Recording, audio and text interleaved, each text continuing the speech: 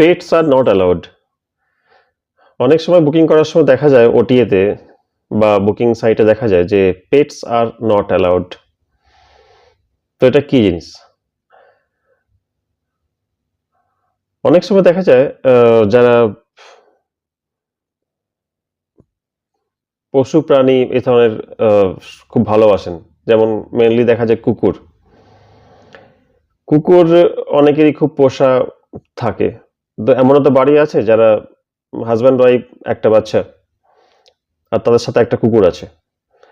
তো যদি বেড়াতে যায় সেই কুকুরটাকে কোথায় ছেড়ে যাবে? ছাড়তে তো পারে না, তো সঙ্গে করে নিয়েই যায়।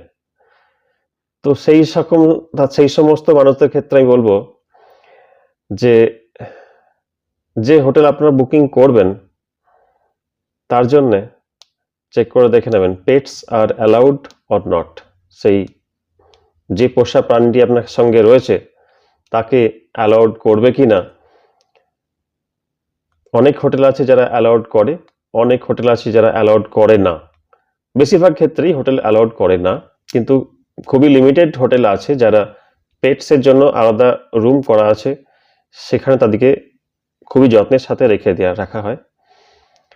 তো বুকিং কনফার্ম করার আগে সেই ব্যাপারটি খেয়াল রাখবেন। এমন হয় না যেন বুকিং কনফার্ম করে ফেললেন, তারপরে জানলেন যে পেটস আর নট অ্যালাউড, আর সেই বুকিংটি যদি নন রিফান্ডেবল ক্যাটাগরি হয় তাহলে তো মুশকিলে পড়ে গেলেন। ধন্যবাদ, ভালো থাকবেন, নমস্কার।